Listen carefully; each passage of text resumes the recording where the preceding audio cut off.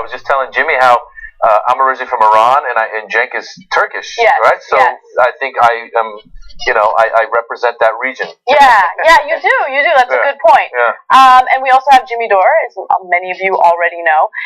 We have a great show ahead for you with lots of big stories, including Donald Trump's tax returns and all that drams, because there's a lot of drams involving that story and more. But Maz, I want to take the time to talk a little bit about your upcoming film that's coming up.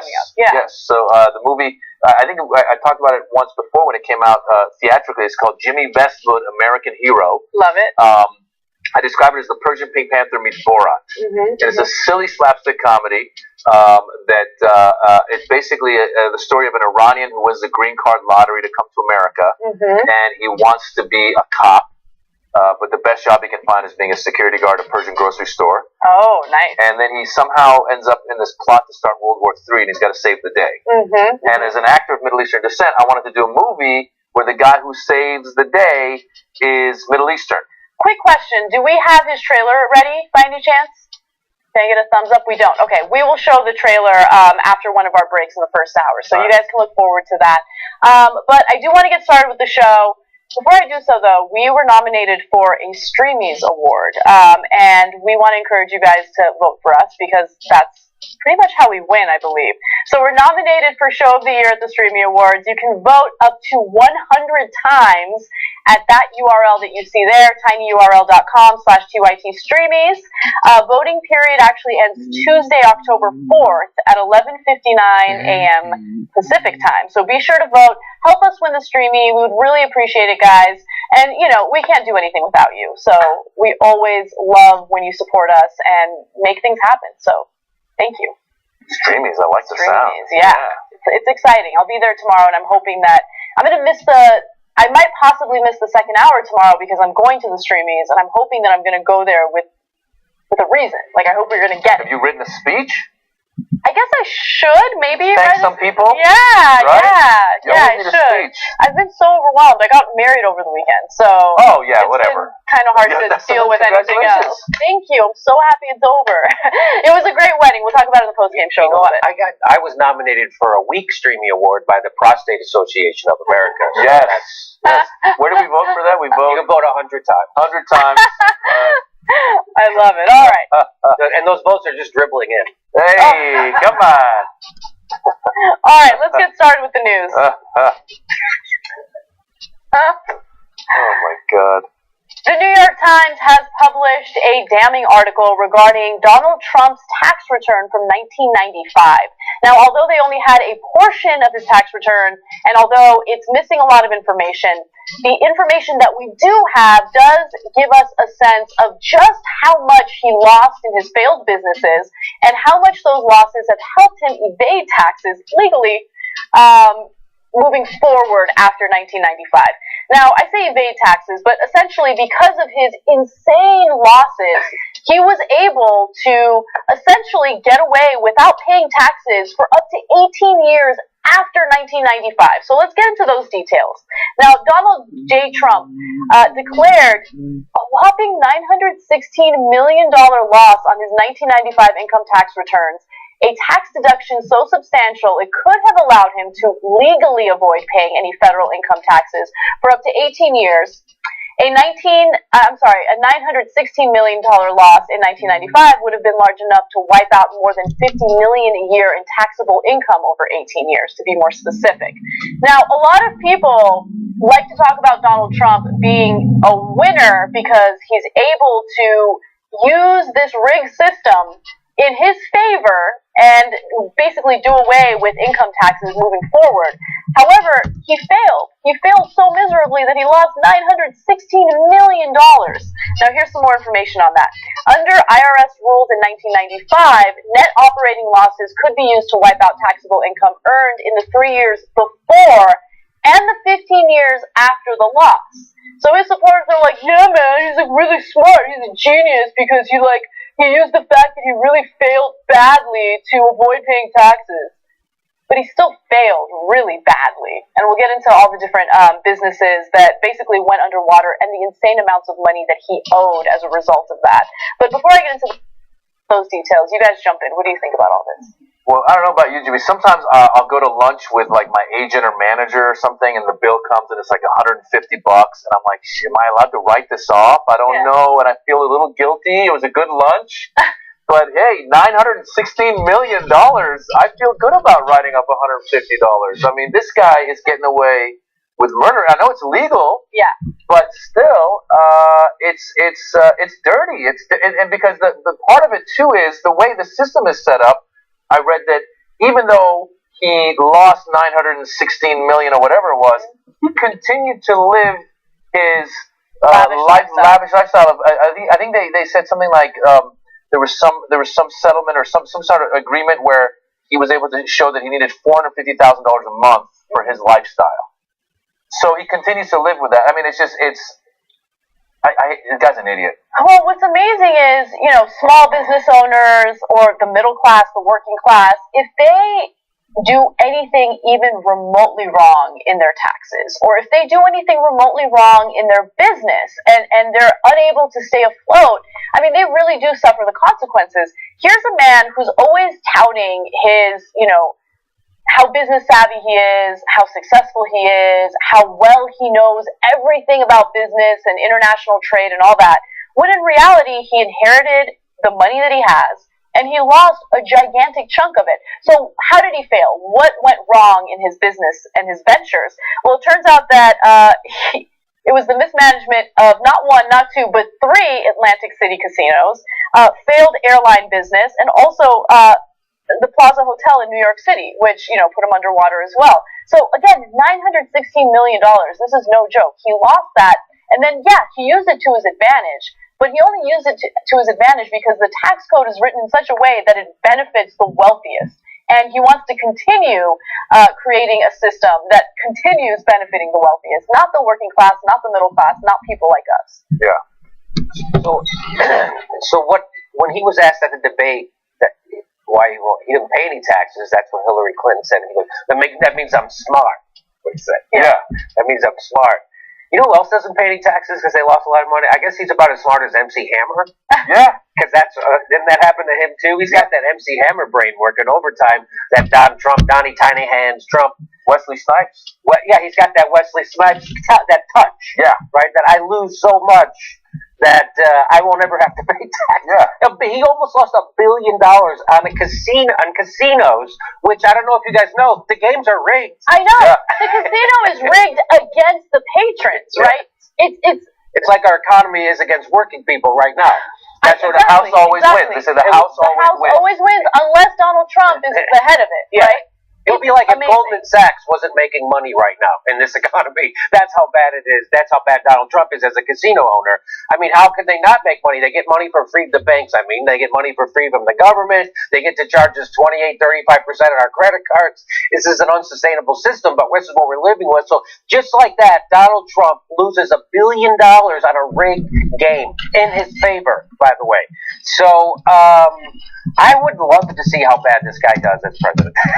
Yeah, I mean, he would do horribly, but while he's doing horribly, so many people would suffer as a result of that. And anyway. But they're also saying that he didn't pay the taxes, and also now it's coming out slowly but surely that his charity, he didn't put money into charity. So what's he been spending his money? I guess he spends his money on those ties and he spends his money on garbage. I mean, we'll get to some of the drama involving his charity in the next story, because the Attorney General in New York has decided to send him a cease and desist letter so the Trump Foundation can no longer solicit money. And the reason why is because he was caught giving political donations through the foundation to people that, he didn't want to investigate him because of Trump University. He spent that money on Tim Tebow memorabilia in 2007. I mean, this guy is a joke, and he keeps talking about how successful he is, when in reality, he's not successful. Let me give you some more information on that. So while Mr. Trump reported $7.4 million in interest income in 1995, okay, he made only $6,108 in wages, salaries, and tips.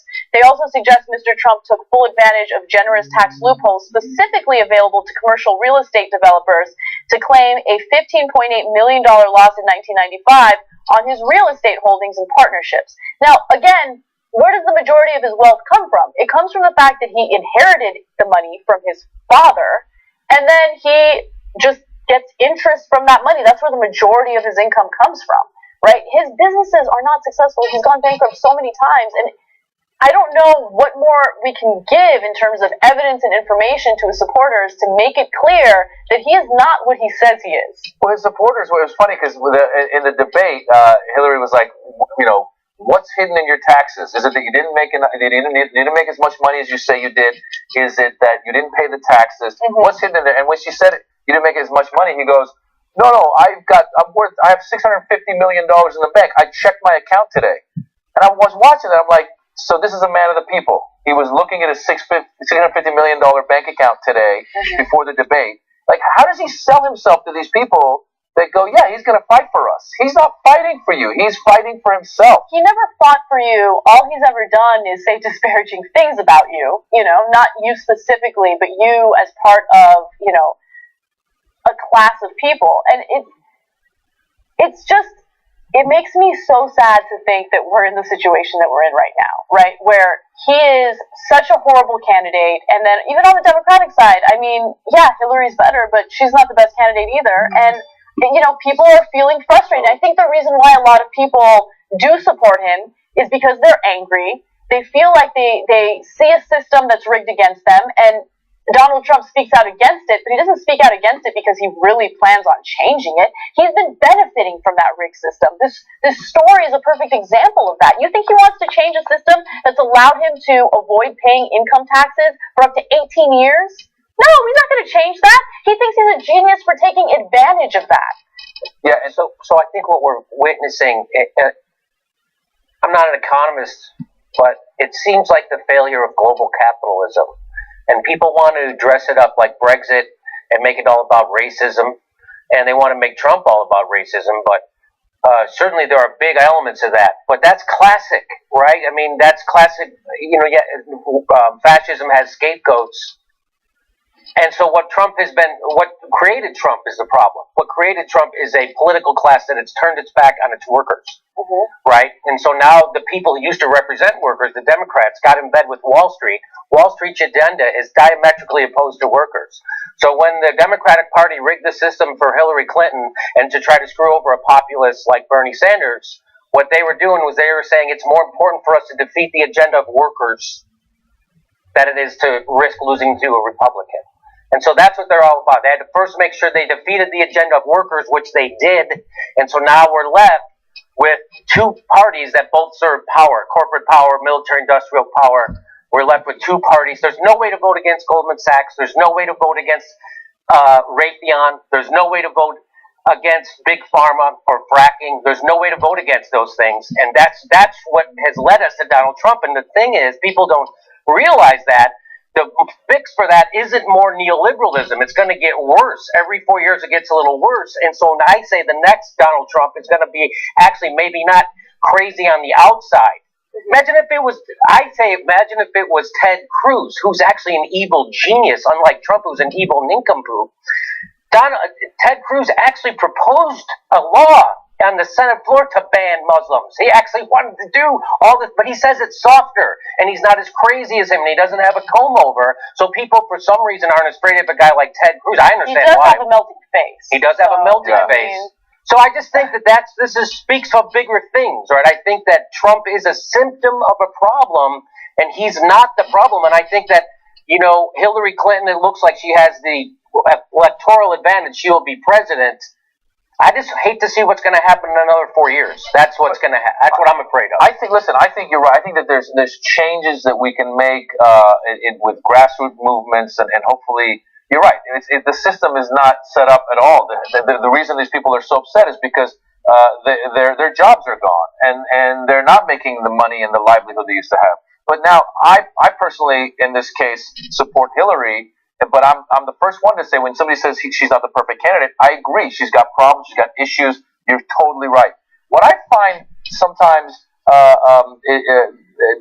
things that are just unbelievable are when you see Trump supporters, when you bring them this fact that, okay, well, so he lost all this money, which means he wasn't a great businessman, and he didn't pay any taxes. What do you think? And they turn it quickly going like, well, that makes him smart. He didn't pay taxes. I know, it's all about framing, right? And so you can frame anyone's failure as some amazing success. And in this case, he failed. Can you imagine for a second if the tables were turned and Hillary Clinton was the one who lost $916 million in businesses? The kinds of attacks that she would face, by the way, justified attacks that she would face. Yeah.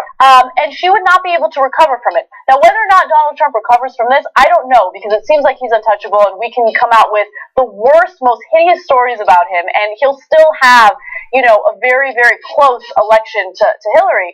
But if the tables were turned and Hillary was the one who was being covered this way in the New York Times, there is no question in my mind that gap between them would widen in the polls. Yeah, and you know what? Just real quickly, like the thing about the taxes too, where his supporters say it makes him smart. He avoided taxes. I don't want to pay taxes. Do you want to pay taxes? No one wants to pay taxes. Well, I was listening to a piece, and this guy who was a soldier was saying, listen, when you don't pay taxes, the equipment that I need to protect me in the theater of war, or our roads that Trump is complaining about, all this stuff, no money is going to that. So if we all played by the Trump rules, then this military that he supports, this the restructuring that he wants to do of the infrastructure wouldn't happen. Yeah. Look, I get into a lot of trouble for calling avid Trump supporters dumb, but they're dumb. And the reason why you're dumb is because you're supporting a candidate who is saying that he's smart for not paying taxes. You pay more taxes than he does, which essentially means that he thinks you're an idiot for having to pay taxes. You weren't smart enough to, take advantage of loopholes. You weren't smart. By the way, there are no loopholes for the middle class and the working class, right? But you had to pay taxes. You're not as smart as he is. You're not a genius like Donald Trump. He is an unpatriotic piece of crap. And the reason why I say that is because if you're in this country taking advantage of all of these opportunities that will make you wealthy, that will make you a success, and you refuse to pay that money back or give opportunities to people after you, well, then you're unpatriotic. You're the definition of that. And by the way, the tax returns also indicate that he refused to give charitable donations to Vietnam vets. Let me tell you that information. The state documents do show Mr. Trump declined the opportunity to contribute to the New Jersey Vietnam Veterans Memorial Fund, the New Jersey Wildlife Conservation Fund, or the Children's Trust Fund. He also declined to contribute $1 toward public financing of New Jersey's elections for governor.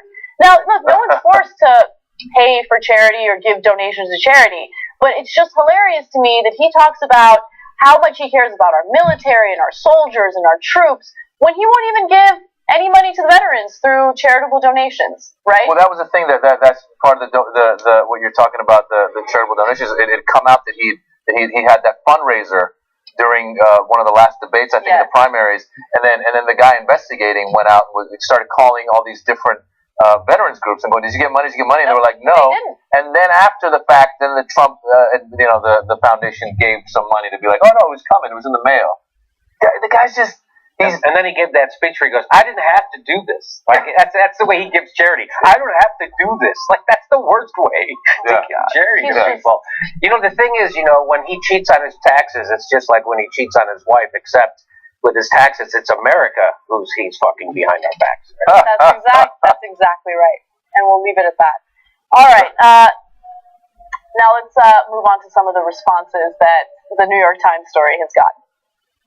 After the New York Times published detailed information of Donald Trump's 1995 tax returns showing that he lost a whopping $916 million through his failed businesses, well, a number of his supporters believe that what he did in using those losses as deductions was genius. The fact that he potentially avoided paying income taxes for 18 years after his 1995 returns indicates that he's just a smart man.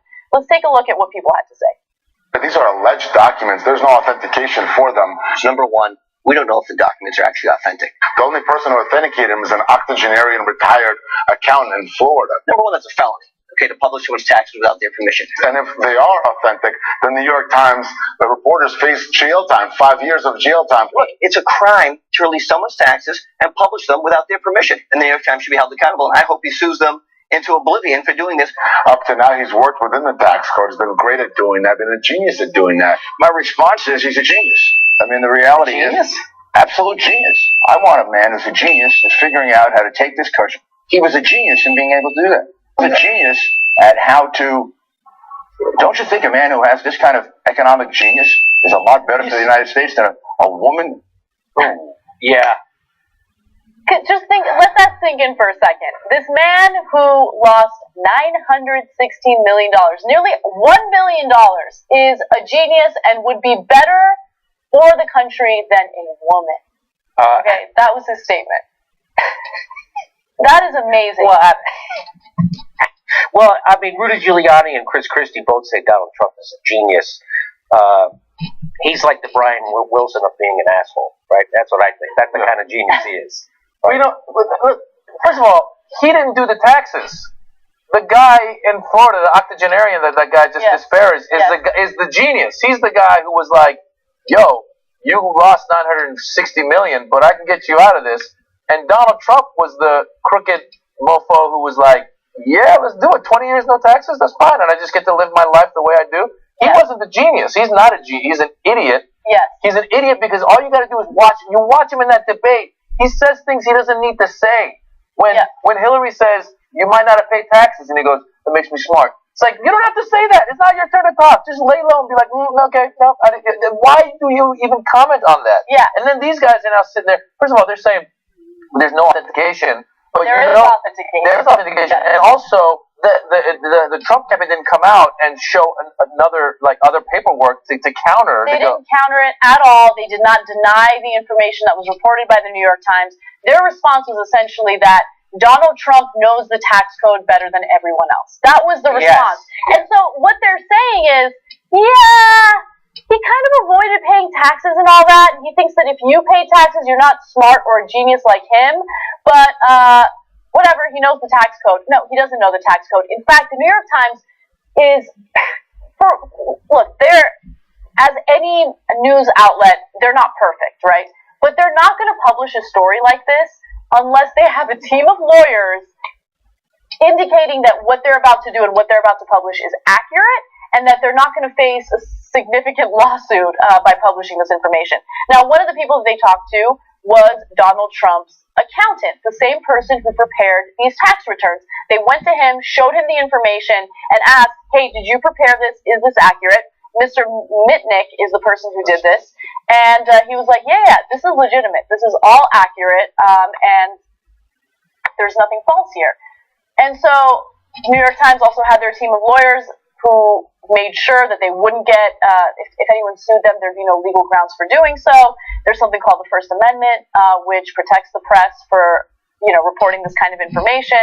So, look, the New York Times didn't do anything wrong. What his supporters are trying to do is distract from the actual information that's important and, do character assassination for the reporter who wrote this New York Times piece. But focus on what's important here. They think that Donald Trump is a winner for losing nearly $1 billion and using it to his advantage. Well, let's talk about what's important here, the legality of publishing this. I think that's what we should talk about.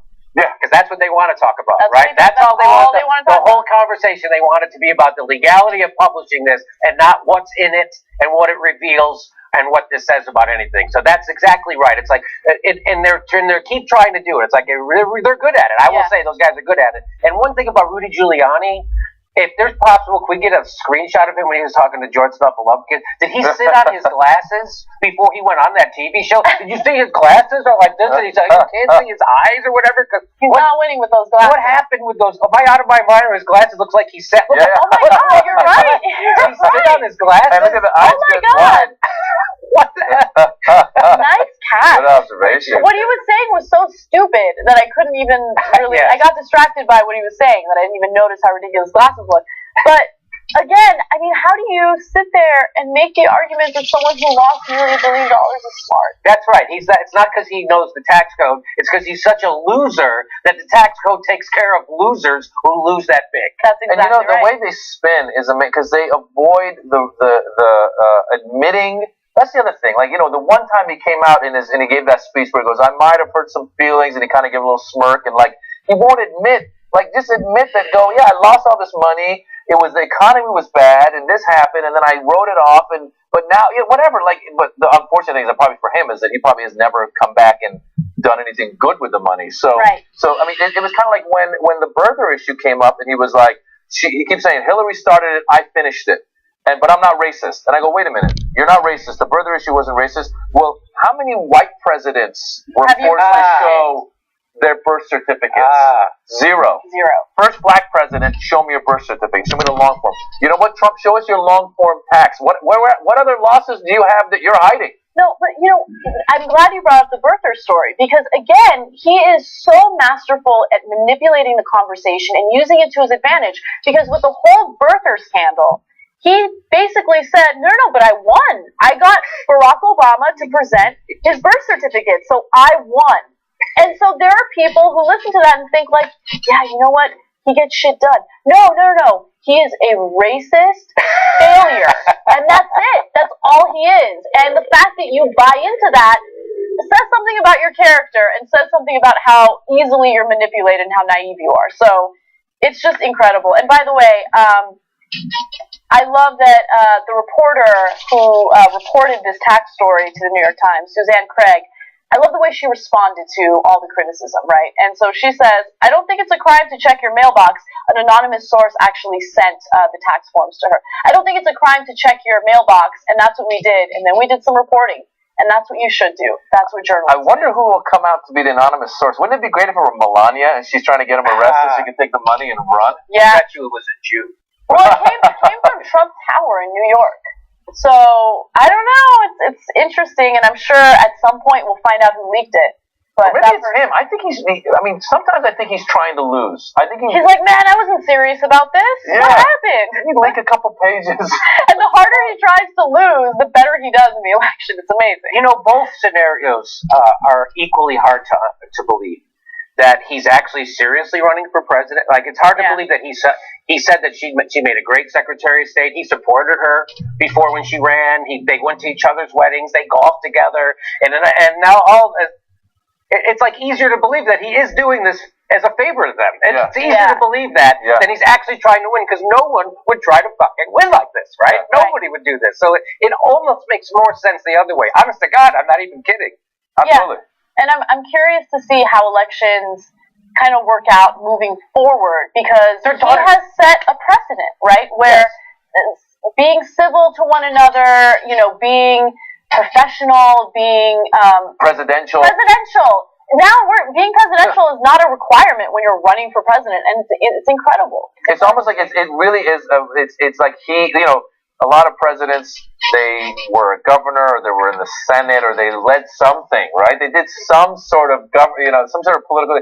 His training was in reality TV. Yeah. And that is what we're in now. It's reality. It's like, how you get the Desperate Housewives, or not, what are they called? Desperate Housewives. Yeah, whatever. The Real Housewives. I was called Real Desperate Housewives. Yeah, That's right. the Real Desperate Housewives. Anyway, when you get these Real Housewives yelling at each other, it's almost like that's where he got his training. So he, even at the end of that debate, he was like, there were some things I wasn't going to say, but I'm going to be saying them soon. And he's talking about Bill, You are exactly right. That is exactly what that's like. It's like somebody talking at a goddamn reality show. Talking about being presidential. I don't know if he would ever dance at a funeral for a cop. Do you think he would do that? Because that's what George Bush did. Yeah. On stage. You remember that? Hey, that's fucking this asshole. There's a dead guy right there. Yeah. No. All right. We've got some good leaders in America. We do. We really do. So proud. All right, we got to take our first break. When we come back, what the Attorney General in New York is doing with the Trump Foundation. You don't want to miss that and more.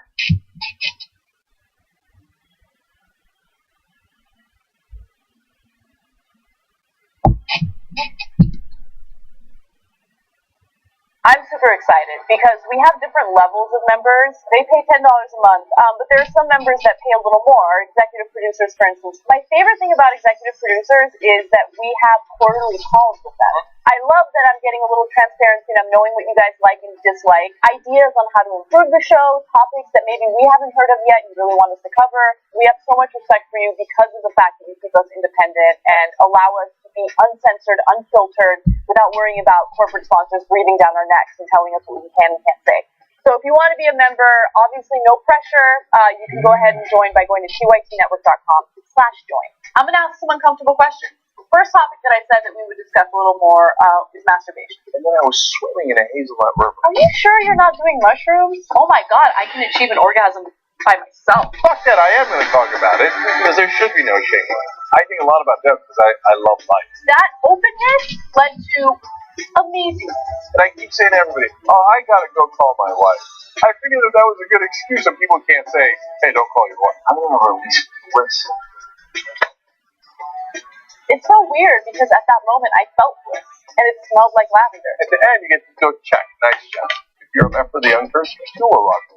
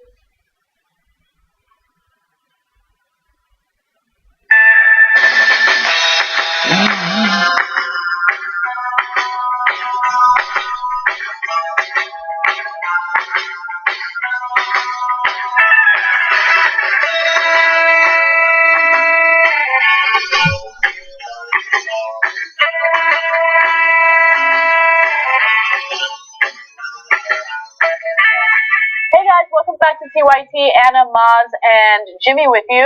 So I'm gonna mention this throughout the show. Okay, we're nominated for a Streamy Show of the Year, and the only way we win is if you guys vote for us. You could vote up to 100 times, which, by the way, is kind of like cheating, but whatever. I mean, if you want to vote 100 times, that's cool. Just go to the URL tinyurl.com/TYT Streamies, and voting ends tomorrow, October 4th at 11:59 a.m. Pacific time. So be sure to vote now. I'm really hoping that I go and I get to go up on stage and accept an award, and I won't be able to do that unless you guys, get in there and vote 100 times. So please help us out. All right, I want to thank everybody who watches the Jimmy Dore Show for getting me nominated for an Emmy this year. They never nominated a YouTube show for an Emmy before, so it was a big deal. So thanks. Awesome. Did you really get nominated? No. Oh, I was excited. I was so happy for you. I am almost as naive as Trump supporters. Okay. So anyway, let's move on to some of the other stories we have for you guys. Wait, I was supposed to read some TYT Lives after the break. I promise. Sorry, I got caught up in a really good conversation with you guys, and then that didn't happen. Wedding talk. Sorry. All right. Eric Schneiderman, New York's Attorney General, has sent the Donald Trump Foundation a cease and desist letter, which essentially indicates that while they can continue donating money, they will not be able to solicit any donations. Now, part of the reason why that happens is because they're not following certain laws that are necessary to operate as a nonprofit in New York. Now, New York Attorney General Eric Schneiderman served the Trump Foundation with a cease and desist order after the Washington Post reported that the foundation had not received the proper certification to operate as a charity. Now, here's what the letter said specifically. The notice states that the Trump Foundation is in violation of Section 172 of Article 7A, New York's executive law, which requires charitable organizations that solicit contributions in New York State to register with the Charities Bureau and to provide annual financial reports and annual audited financial statements. Despite failing to register pursuant to Article 7A, the Trump Foundation solicited contributions in New York State earlier this year in violation of state law. Now, that is obviously, one example of what the Trump Foundation did wrong. You have to have the proper certification because you don't want charities running around or organizations posing as charities running around soliciting money and then not really operating the way that they're supposed to. This is kind of a way of doing oversight of such organizations. But remember, Trump's foundation has a lot of issues. For instance, Trump had his university, Trump University, operating out of New York.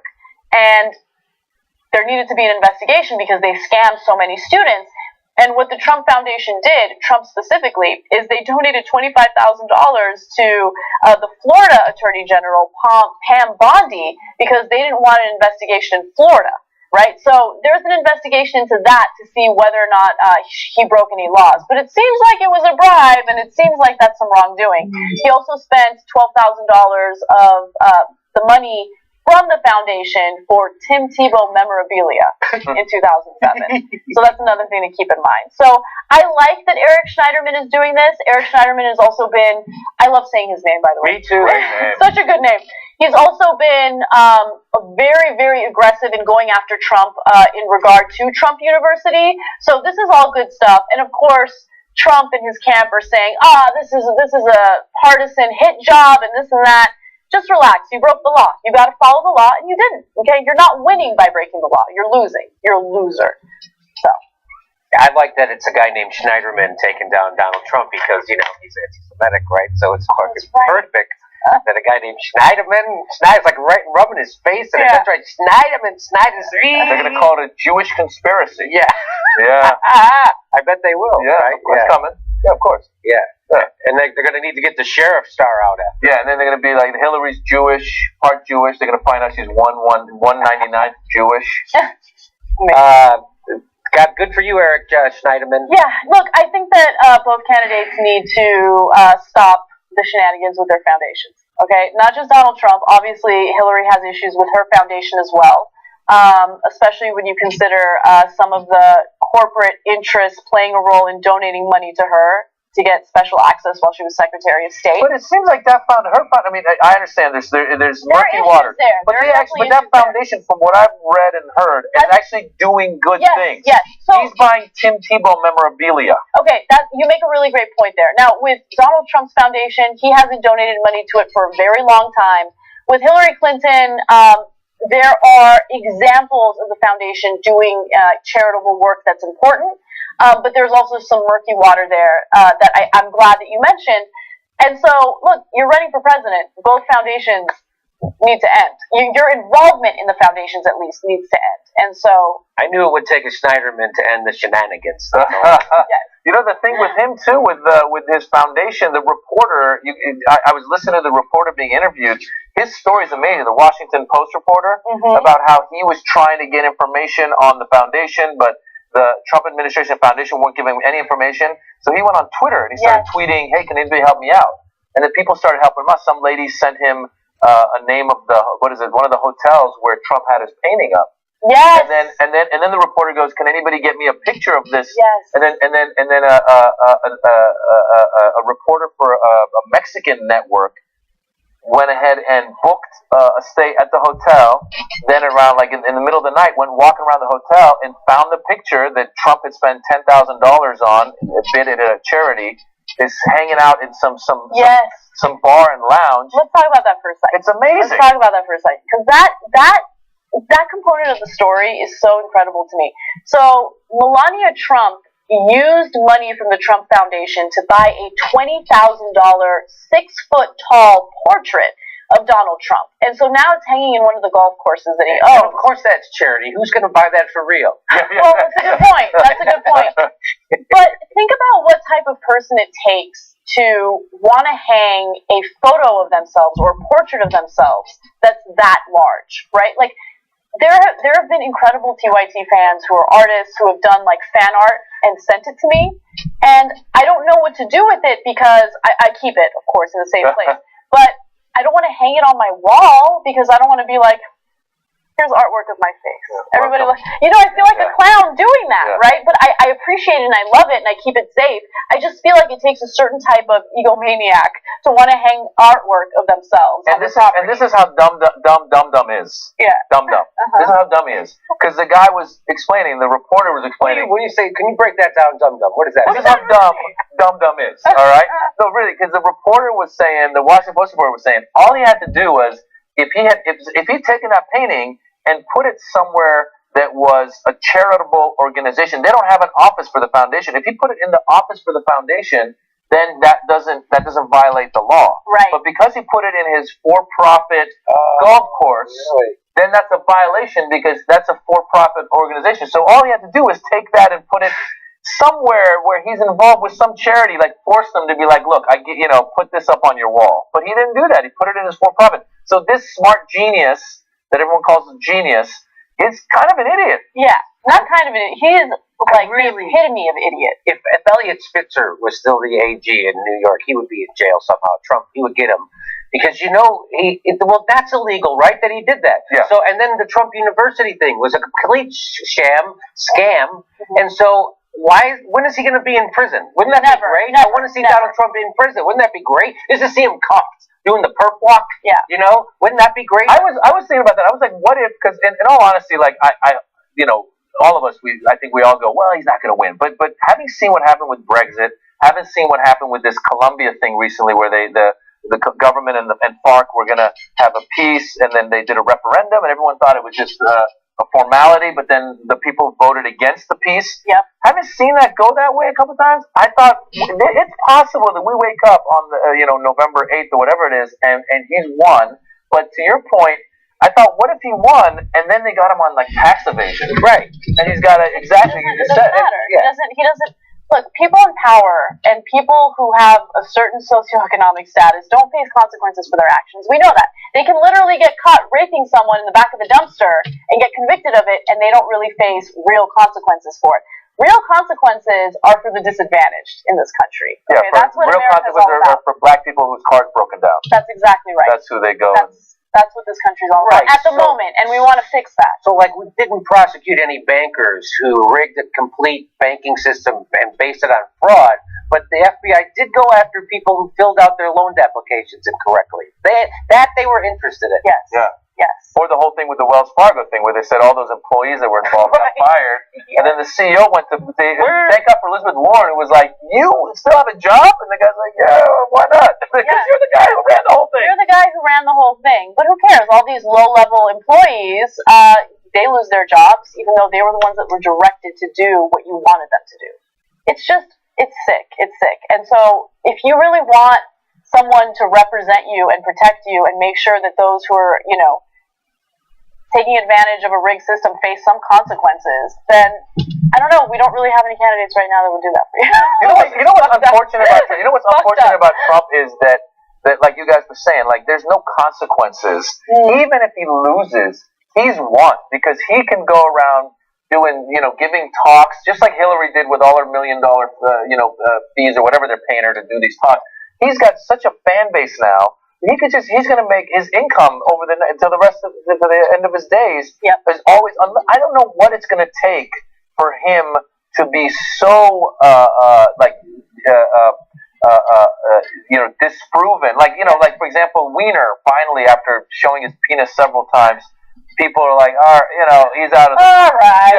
What's it going to take Donald though to for his followers to be like, you know what, this guy is a jerk, Until someone comes along that speaks to their pain economically, that has a different message aside from racism, they're still going to be attracted to those type of guys. Yeah, but someone needs to speak to their pain, because right now, if you mention NAFTA in Michigan, that's why Hillary lost and why Bernie will beat her in the primary. When Jordan Chariton talks about that, he talks to people, they know what NAFTA is, and they know what it did to the Rust Belt, right? Mm-hmm. And so right now, Hillary, the problem is Donald Trump has a base, right? So he's not going to go any lower. He can't get any higher. Same thing with Hillary. She's having a hard time attracting voters. Well, those voters she needs are the people who are going to him, because at least he says, I hated NAFTA and I hate the TPP. Right now, Hillary's president is pushing the TPP, which is the global NAFTA, right? And people know this. So they're screwing themselves, and they're wondering why they're still having a hard time beating an orangutan, and it's because their party right now is working against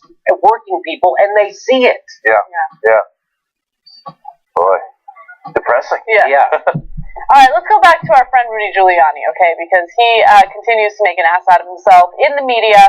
In fact, he recently did so while speaking to Chuck Todd. Rudy Giuliani continues to attack Hillary Clinton for sticking by her husband, Bill Clinton, after he was not faithful to her. Now, during an interview with Chuck Todd, he was making such statements, and Chuck Todd pushed back. And take a look at what Rudy Giuliani had to say. What did you mean when you talked about Monica Lewinsky and Hillary Clinton, that if she didn't know what Bill Clinton was stupid to be president? What I meant was, after the long history of Bill Clinton, Jennifer Flowers, Juanita Broderick, 27 people making claims against him, including a settlement with one of them where it was obviously true. When she first heard about Monica Lewinsky, to pretend for 5 or 6 months that it was false. So she was wrong to stand by her husband? No, she was wrong to attack the victim. Are you the right person to level this charge? Yeah, I'm the right person to level this charge, because I've never made such a charge, and I've prosecuted people who committed rape. But your past, you have your own infidelity, sir. Well, everybody does, and I'm a Roman Catholic, and I confess those things to my priest. And I think you're bringing up my personal life really is kind of irrelevant to what Hillary Clinton did. She's running for president. I'm not. Okay, I want to get one thing out of the way before we comment on the rest of what Giuliani said. Hillary Clinton attacking Monica Lewinsky was wrong. So that's the one thing he said there that I agree with. She did attack Monica Lewinsky, but at the same time, I feel like a lot of women that would be in a position like that would feel tempted to do so. I'm not giving her an excuse. I think it was wrong. But keep in mind, you're in the middle of this spectacle and you didn't want to be part of it, and it's embarrassing, and so who knows how people act out in situations like that. Again, though, it was wrong. Now, I want to get that out of the way. Go ahead. How does your husband cheating become your problem? Exactly. Okay, so now let's talk about what a deplorable person Rudy Giuliani is. First of all, he made the statement that everyone has a past with infidelity. We're all married here, right? I mean, I'm newly married, so I haven't had much of an opportunity to be a cheater. But I don't know, Jimmy Dore, how many times are you knocking boots with other women behind your wife's back? Everyone has a past. I don't want to put a number on it, but every time it was my wife's fault. What about you? Same thing. It's mind blowing that this lady, because what you said is right. Yeah. I think. Listen, if you cheated with some lady who came out in public, and then what's your wife supposed to do? Be like, oh, she's such a sweetheart. She's lovely. She's a lovely girl, and I totally, no. The best thing to do is to not say anything at all. But look, I'm going to be honest about what I would do and who I am. Look, I have a temper, okay, and I'm trying to work on it with therapy. But I'm a public figure, right? And I'm not even anywhere near the kind of public figure that Hillary Clinton is and Bill Clinton was. He's freaking president of the United States. Everyone knows who you are. Everyone's in your business. But even me, as a small level public figure that doesn't have as much exposure, if some woman came forward and started talking about how she was having sex with my husband, right? Yeah, I wouldn't have nice things to say about her, and I would probably say things that I would later regret. That doesn't make me a terrible person. It makes me human. That's not an excuse for the bad behavior. It's still bad behavior. But it's a human reaction to something that's deeply embarrassing, right? And so I just want to get that out there. Like, let's all stop pretending that if you're a public figure, you have to be perfect at all times. We're not perfect. We're all human. So you're saying, remember that when Hillary was saying these things, she was saying these things about another woman who was having sex with her husband behind her back. Yeah. So you're saying that normally, like, I don't even like Wes Clark always when we say goodbye, he says, "Hey, tell Stephanie I said hello." Hey, why don't you quit fucking talking to my wife? You mean nothing to my wife, okay? Your hello is nothing. I'm like, we have to say hello to each other's wife now every time we say bye to each other. Well, how about you just go home and now we'll just go home and be with our wives. That is hilarious. It's of that because Rudy Giuliani had this flood of stupidity. So, so another aspect of it is, once he gets called out about his past infidelities, I'm a Roman Catholic. I've talked to my priest about it. So that's it. That right? makes it better. So therefore, how do we know what Bill and Hillary did as far as their confessions to their priests, which I don't think they're Roman They're not Catholics, so they're worse people, obviously. Yeah. I'm a Roman Catholic, so stop talking to me. So, okay, the next question could be, if Chuck Todd wasn't going to run out of time because they have 35 seconds for these interviews on television, if he didn't have that short amount of time, he could say, so if anyone confesses to their priest, that mean you're not going to talk about this anymore? No, that's not the actual reason we're talking about. So just as long as you pin people in the corner and finally whittle down their stupid argument, they have nowhere else to go, but there's no time to do that. I just wanted to make one other point about that. So, look, Republicans run around protecting Donald Trump and talking about how Bill Clinton is a so-called rapist, right? Because there were some sexual assault allegations against him. You know who else had rape allegations against them? Donald Trump, okay? His ex-wife accused him of raping her, and no one ever talks about that. Oh my God. No one ever talks about that, right? You want to talk about rape? You want to talk about rape. His own wife said that he had raped her. Did Chuck Todd not bring that stuff up?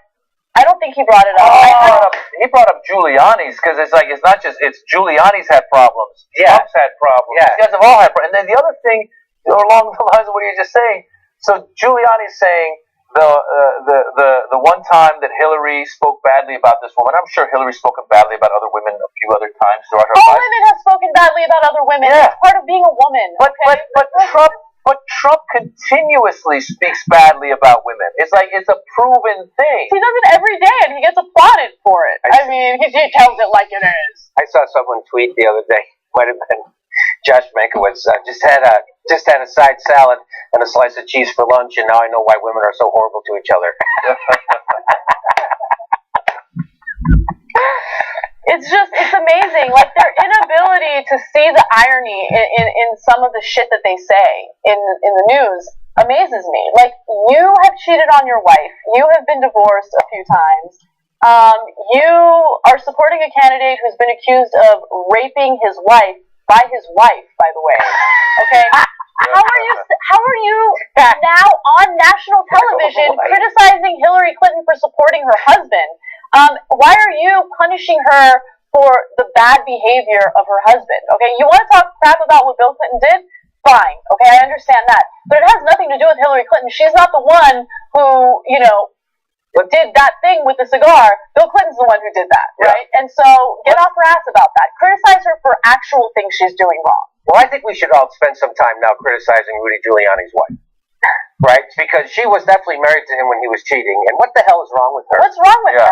And where does she come off? Terrible. Right? That's crazy. That sounds crazy that we would do this. Let's go after Rudy Giuliani's wife for being married to a guy who cheated on her. That's crazy, right? Does he go home at night and go, I said something I believed? Or does he go home and go, oh, wow, I really did a good job of spinning that to get Hillary? I mean, do these people sleep well at night? Like, how do they? Because I watch sometimes these guys that are the surrogates for Trump, especially the Trump surrogates, are so in denial. Yeah. I mean, all you have to do, there was a lot of coverage of that whole thing when for 2 days he was saying that Obama was the founder of ISIS. And they're in such denial that they were defending that statement, including Rudy Giuliani, was trying to find a way to defend that statement. So now they've convinced themselves that they should attack Hillary for Bill having an affair, or several. So this is Rudy Giuliani wanting a job. That's what this is. That's all of Chris Christie, Right. Rudy Giuliani. These guys. And you know what I love about the Chris Christie thing is that they sucked up so hard to him on MSNBC. Chris Christie was the second coming. He was Santa Claus and John Wayne and Teddy Roosevelt all rolled up into one. Except he wasn't any of those things. He was just a fat piece of shit who worked against his own fucking constituency. That sold out to corporations and now is working for a xenophobic, racist, misogynist clown because he thinks he might benefit from it personally. And everybody on the left saw through Chris Christie. Teachers knew Chris Christie was a piece of shit. You know who didn't? All the journalists at MSNBC. Yeah. That's honestly, we talk about how we got to the point that we're in, in the country, like with the candidates that we have, with the situation we're dealing with. And the media does have a lot to do with it as well. Like, you gotta ask follow-ups. You're a debate moderator, then do your job and moderate the debate, right? Like, I just blanked. The last moderator was Lester Holt. Okay, so he asked a few follow-up questions, and people were outraged about it. I know. Yeah, He did a good job, I thought. Actually, I felt like he was asleep most of the debate. Like, I was like, did he fall asleep? Like, where is he? Why isn't he responding to anything? He did an okay job. But the only reason why it seemed like he did an okay job was because he asked, like, a few follow-ups. Yes, it's a few. Right? So like, we're so, like... Like with Trump, he challenged him on an obvious lie about he was for the Iraq war. He wasn't. Yeah, yes. He wouldn't let that get by. Although the debate chairperson said that they're not going to do that, and Lester was going rogue. He did it anyway, right? Yeah. Well, they should do that. And why not just get Ryan Seacrest if you're not going to do that? Yeah. Exactly. Why not just get a chimp to do it? Yeah. Right? I mean, who cares? Anyway, all right. I like chimps. I do too. They're cute. You know, the higher up the pole the monkey climbs, the more he shows his ass. What? That means that if you become famous or you get power, that's a thing. that you expose yourself more. People, you look like more of an ass. Don't kid yourself. That's a really good point. Okay. Really good point. Okay, we have time for one more story, so let me be picky. I really want to do the Georgia story, so I'm skipping Ayotte. Let's talk about some of the racism in Georgia. That's shocking. All right. One county in Georgia is going to elect a new sheriff, and one of the candidates happens to be a black sheriff by the name of, and I don't have his name in front of me right now, I'm sorry. Tim Pounds. Okay. Tom Wortham? No. Got it. Let me restart that because I failed miserably. I'm not winning with that intro. All right. One county in Georgia is set to elect a new sheriff, and one of the candidates is a black man by the name of Tim Pounds. Now, the Douglas County Commission chairman, a man by the name of Tom Wortham, was asked what he thought about Pounds. There was a constituent by the name of Mark Dodd who asked him the question of, hey, what do you think would happen if Pounds won? And here's what the county commission chairman had to say about it. What we gonna do if Pounds wins and then you win, what's gonna happen? Because probably at the time we're gonna have a problem back up and get out of here, I mean, what do you think is gonna happen? This is gonna be what you know of another government that's successful. They bankrupt. Dodd asks again about Sheriff candidate Pounds. If Tim was to get it, what do you think? I'm afraid he would put so much black. And later the chairman doubles down on his comments about Pounds. I'd be afraid of this, whether it's my brothers in positions that they should not qualified to be in. Right. So I feel more comfortable with my Barney on my left. Holy shit. So that happened. Wow. Hey, come on. Bunch of blacks. I love when they say that. No. Bunch of blacks. What's amazing about that is he wasn't like secretly recorded.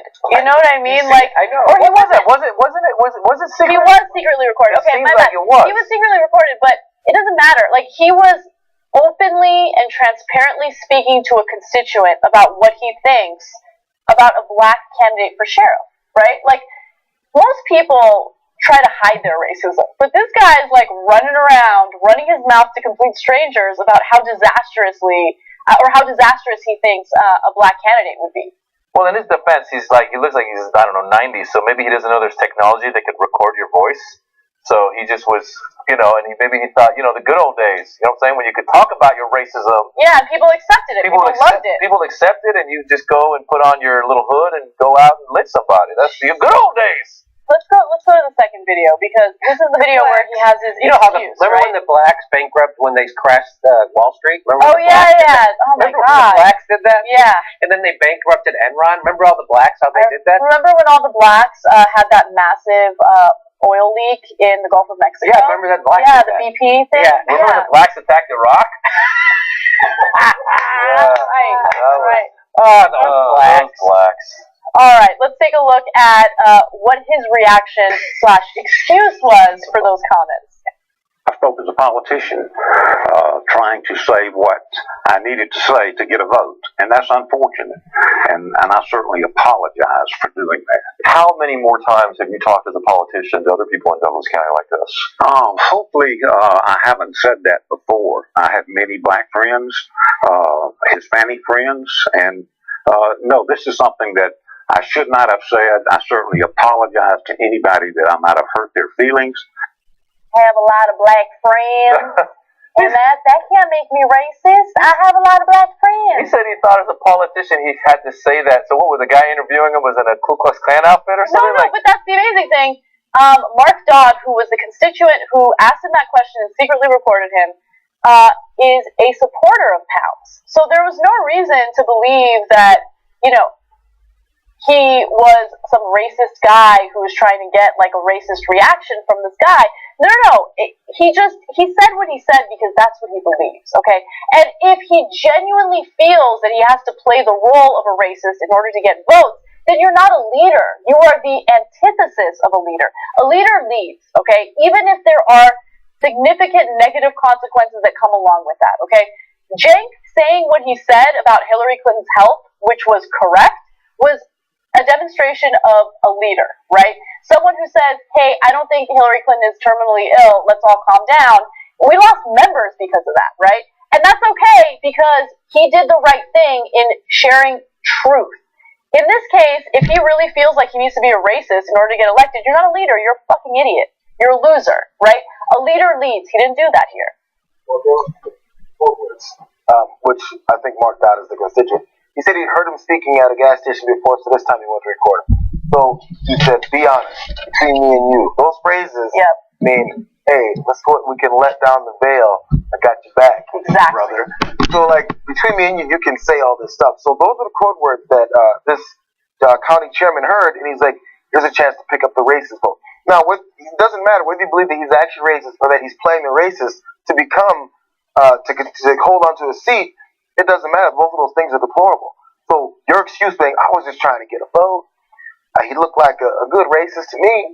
And I said, I might as well get this vote. No, that's all it was. It's amazing. It's amazing. And I hope I haven't said this before. You say this all the time? I hope there's nothing out there of me saying it. I can't remember, maybe. Yeah, just switch blacks to Jews, right? To say, with the Jews, they come in, those Jews. And just, it would, that's why, and then he would say, he goes, well, I needed to say something to get a vote. Like, that's not okay. No, I got Nazis that live in my neighborhood, so I got, I don't like the Jews. You wouldn't, I got to get that. That's right. Like, what kind of person says things, disparaging things about an entire group of people just to get a vote? Like, So what about the black constituents that you represent? You don't care about them, right? You enable the racist so you can get a vote? Like, even his excuse, which I don't even believe is accurate, is terrible if it was.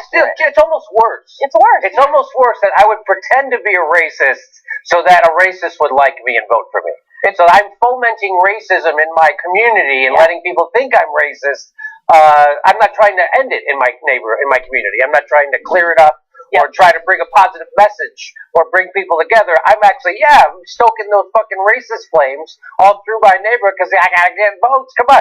What's wrong with that? That's what he's saying. What's wrong with that? Well, the great thing is that we elected a black guy as president, and so we've already conquered racism, and it's gone. And this guy has black friends. So we're being critical for no reason. It's amazing how in denial racists are. Even again, when they were, not to go back to Trump, but he is racist.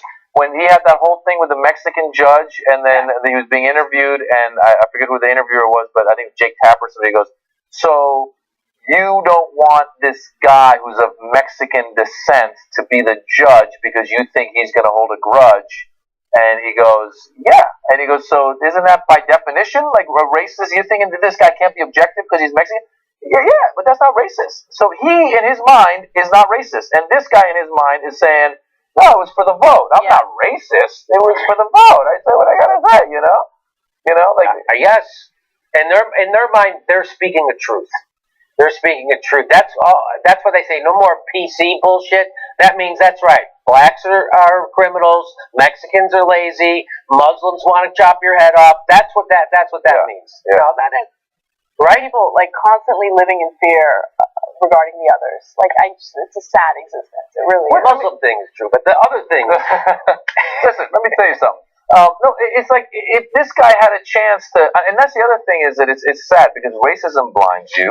The same way all these issues that's going on in the presidential race, you have issues that aren't dealing with the issues. Like if this guy had come out and said, you know, this guy's not qualified because A, B, C, and D. We really like laid it out. Yeah. You'd be like, oh, this guy, you know, he's actually thinking about, but he's going after the guy being black. Giuliani's going after Hillary's husband cheating. Or no, Giuliani's going after Hillary for staying with her husband after he cheated. Exactly. So no, but we don't then ever get to talk about these policies. The real issues. Policies are going to work. No one gives a shit about policies. Don't get me started on that. We never talk about the policies, and that's what drives me absolutely insane. It's always about the politics, right?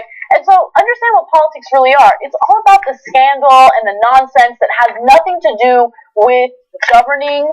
It has nothing to do with plans to actually help the country. It's all about, like, you know, character assassination and did this person say the right thing or the wrong thing? I don't care about that. Let's talk about what their policies are. And in the news, in the media, among these politicians, we never have discussions about that. It's worthless. It's not entertaining, right? Yeah, it's horrible.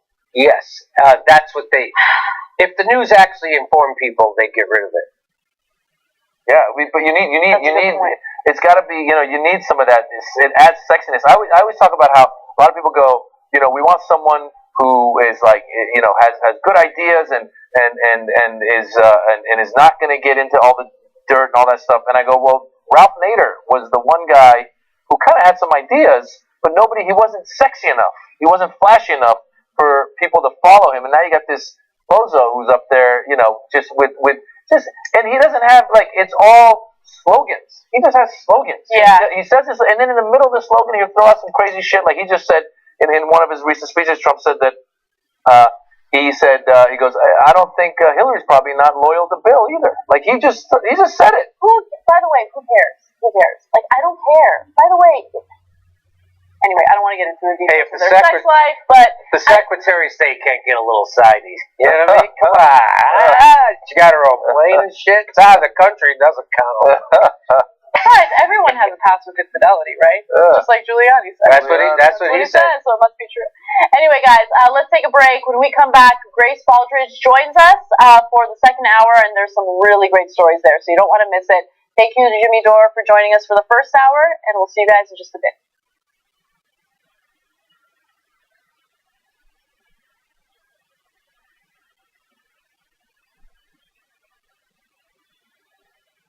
Hi guys, it's Grace from Pop Trigger, and I'm really excited to tell you about a new show I have coming out on the Pop Trigger channel.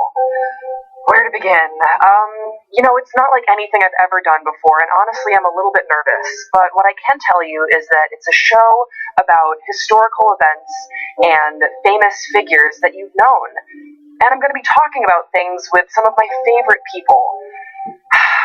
You know, some people have seen the show and they've said, Grace, this is messy, this is dark, and that's fair. I just hope that you'll watch the show and make your own assessment.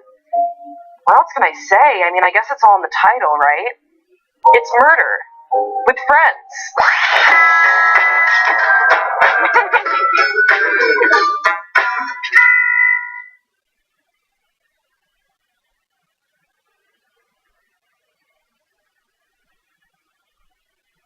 The Gaslamp Killer, Peace to Absent presents 2016 shit.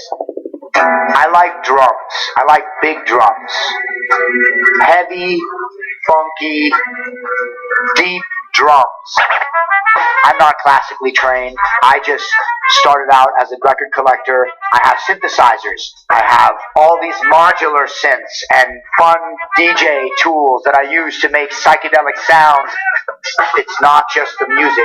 People want to leave their bodies in order to connect with the spirit world. And when you're making music, it's a similar kind of thing. You want to escape your day-to-day to leaving this shit behind and finding more of a deeper place to create from. That is the essence of Gas Lamp Killer music.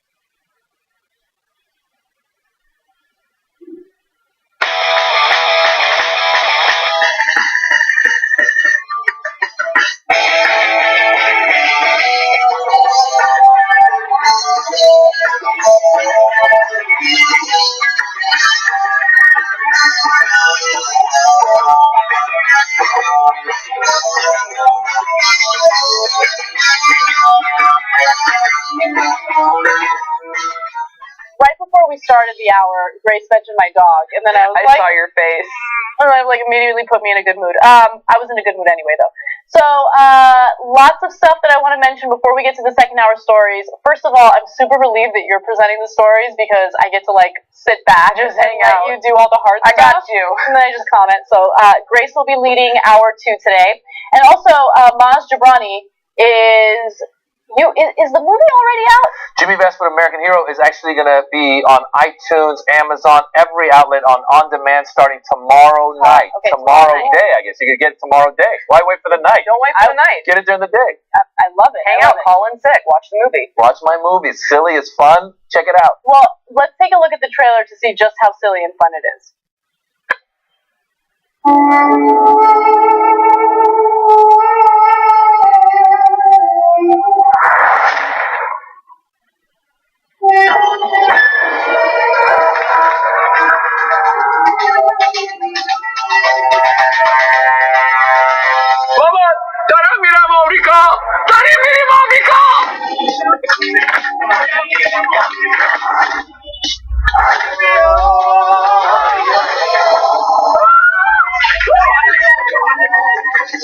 Although we have no idea who he is because all of these people look alike, unconfirmed sources have confirmed he may be intending on sneaking into America to perform acts of jihad. This is your captain speaking. We're entering American airspace.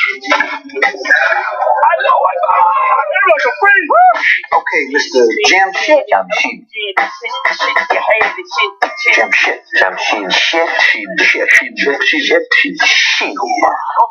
Just call me Jimmy. Silly comedy. I love that. I love like the miscommunication and misunderstanding, in that trailer. It's very, like I said, I was a big fan of the Peter Sellers Pink Panthers growing up, so we wanted to write a movie that kind of did like that. It's got a little bit of Borat flavor to it. Yeah. And we were out in the theaters for a little bit, and now we're online. I love it. I love it. So again, where can they check it out? You can go to iTunes, you can go to Amazon, Google Play, all that stuff on demand. It's going to be just all over. Jimmy Westwood. Remember, it's Jimmy Westwood, Westwood. So Jimmy Westwood, American Hero. Check it out. I love it. I definitely will. That looks great. All right, and then a few TYT lives before we get started with the stories. Mono Drizzle says, my hand is cramping from voting so much for you at the Streamy Awards. That's right, we're nominated for Streamy. Show of the Year is the category that we've been nominated in, and if you guys vote for us, we could win. You could vote up to 100 times by tomorrow afternoon, okay? So there's the information. You just go to tinyurl.com/TYT Streamies. Be sure to vote before tomorrow, October 4th at 11:59 a.m. Pacific time. So anyway, we won't win without you guys. So please support us. Please vote. We love you. Here are a few more tweets. Crazy Nate says, I can imagine Hillary Clinton publicly apologizing to Lewinsky in the next debate if Trump makes an issue of it. That's a good point. I mean, I don't see Hillary Clinton as someone who wouldn't apologize. Well, why should she? She should. Again, it's like the husband cheated. She said something bad about the girl woman that. If that's the worst thing she did, I mean, come on. If Trump brings something like that up, be like, all right, you know what? Sorry, Monica. Now, Trump, you go apologize to all the women that you offended. And he wouldn't. He never would. Take hours. Yes. All right. Also, Stephen Scale says, I'd wager that a large amount of Trump supporters believe that you can't rape your wife, so they disregard rape accusations on him. A lot of people in the country still think that if you're married, rape is literally impossible. You can do whatever you want to your wife. By the way, Ivana was very detailed about what allegedly happened to her. She talks about him, like, pulling her by her hair and doing all this terrible stuff. That's okay, right? Rudy Giuliani never mentions that, but Hillary Clinton staying with Bill after he cheated on her, crime against humanity. And then finally, Ashley says, I have to call my own white mom out on her racism sometimes. Racism isn't always hate. This guy is hateful, though, referring to the official in Georgia. Yeah, that's a really good point, because this year especially, I've been confronted by a number of people in my life who have said some pretty terrible racist things. And they're not necessarily bad people. I think a lot of it stems from ignorance. Yeah. But if you try to educate them on it and they refuse to, listen, well, then it's willful ignorance and it makes it a lot worse. So. Yeah, and this guy was hateful. That's very true. This guy was, you could tell, just his accent is hateful. You hear it. You know what I'm saying? It was in the accent. You could tell. My best friends are black. My best friends are blacks. Anyway. All right, Grace, take it away. All right. Donald Trump has been called out by past crew members and cast members of The Apprentice for sexist and lewd behavior. This comes from the Associated Press. They interviewed more than 20 people, including editors, contestants, crew members, and they say they describe crass behavior by Trump behind the scenes of the longtime running hit show on NBC. So there are a lot of instances to choose from, but just to highlight a couple, 8 former crew members recalled that he repeatedly made lewd comments about a camera woman he said had a nice rear, comparing her beauty to that of his daughter Ivanka. They go on that Trump called for female contestants to wear shorter dresses that also showed more cleavage. According to contestant Jean Folks, several cast members said Trump had one female contestant twirl before him so he could ogle her figure. Now, the Trump campaign has responded and issued just a general denial of these remarks, saying, quote, "These outlandish, unsubstantiated, and totally false claims fabricated by publicity-hungry, opportunistic, disgruntled former employees have no merit whatsoever." And actually, the contestant who was asked to do this twirl is named Poppy Carlick, and she has said that she chalked this up to playful banter. She says, quote, "I don't immediately jump to the conclusion that people are having bad intentions with what they are saying. He said I reminded him of his daughter, and I thought that was really touching because I know how he values his family." Another contestant, Tiana Alvarado, has said, quote, "Most men have to behave because they are in a workplace, but he could do whatever he wanted. In all jobs, people have to sign sexual harassment paperwork, but Mr. Trump was putting on a TV show, so he got to do what he got to do." So basically saying he could play by his own rules. And I'm wondering, were you guys surprised to hear about this? No, I mean, I wasn't surprised. Well, I think that it's important for the Associated Press to do these types of stories because it gives you a sense of who Donald Trump is as a person, what he genuinely thinks about certain groups of people. And so stories like this obviously speak to news consumers like me. But at the same time, I don't think a story like this is really going to do much damage to Donald Trump. You know, I think that the people who support him already know that he's misogynistic. They already know that he's sexist because you don't need the former cast of The Apprentice to tell you that. Donald Trump does it himself on a regular basis in rallies, in debates. He says disparaging things about women all the time, so I know he's a misogynistic asshole. What effect do you think it has that some of the contestants have come out saying, yeah, he did say this thing to me, yeah, he did treat me this way, but I was okay with it, so it's okay? Do you think that's an excuse? Listen, first of all, when that girl said that she thought it was okay because Donald Trump's got a daughter, and he was, I think she was the one that he said do a spin? Yeah, the girl that does a twirl, Poppy, was the one that said, you know, he values his family. I thought it was a compliment. Look, I got a young daughter, she's 5, but I hope of all hopes that I don't end up being like some dirty old man like that. You got to be a dirty old man if he said that reminds me of my daughter. So do a spin. It's one thing if she had said, you know what, I was there and he said I remind him of his ex-wife and he was kind of hitting on her, which also is not appropriate at the same. But to say the daughter, that's just like ugh. He can't stop himself by saying sexual things about his own daughter, and I really wish that he would stop because it's a very uncomfortable thing to have to talk about. But in regard to what you asked, Grace, look, I think that there are certain things that men can do and say to women, and it'll be taken differently by various women, right? And depending on what they're sensitive to. So, for instance, would I be uncomfortable if he told me to spin for him so he can check me out? Of course. I consider that harassment. I wouldn't want that. I don't want to be put in the spot where I'm looked at as nothing more than a piece of meat. But at the same time, if another woman is comfortable with that, well then that's her. That she's not a representative of all women. You don't want to make people uncomfortable and you don't want to overly sexualize them or sexualize them when they're not putting themselves in a position to be sexualized. Like another example would be, you know, when you walk down the street and people do catcalls.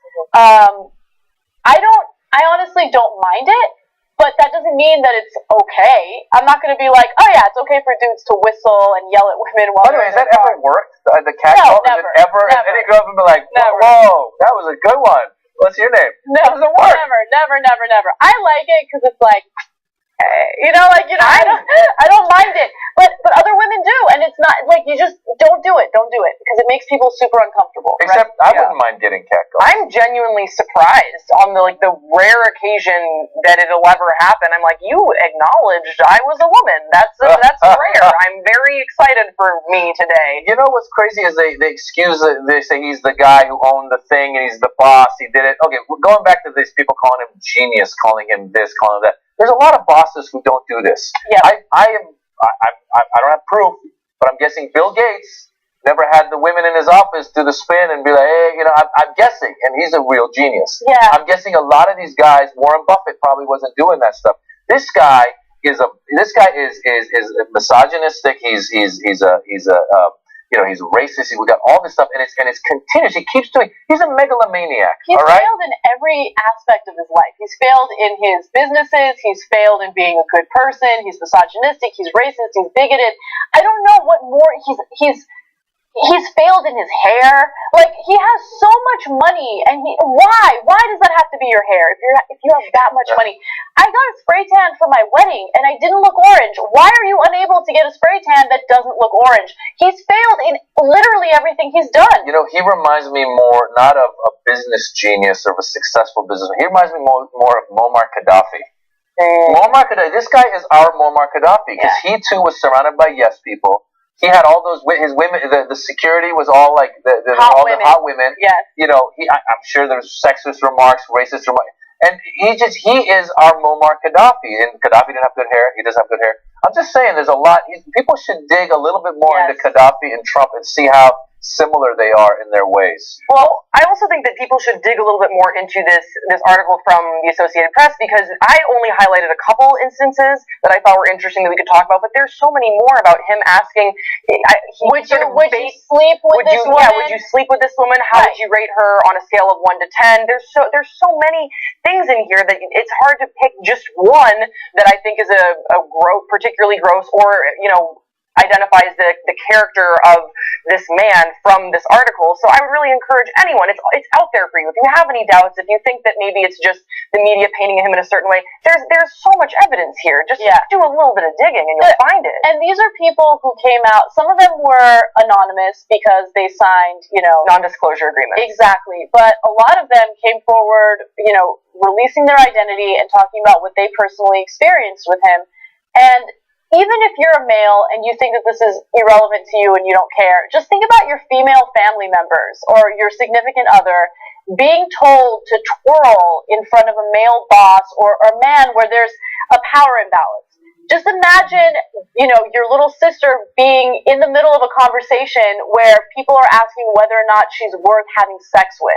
That's the kind of stuff that these women had to deal with.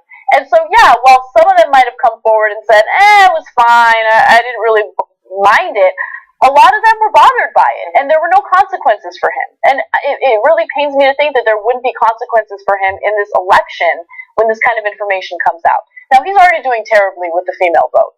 So, this isn't going to help. And we live in a world where there's been a lot of progress. Ruth Bader Ginsburg just came out and wrote some article about how in the 50s, the number of women that were in politics and all that, it just in her lifetime, how much that's improved. So we're in a place where we're making progress for women towards equality for women.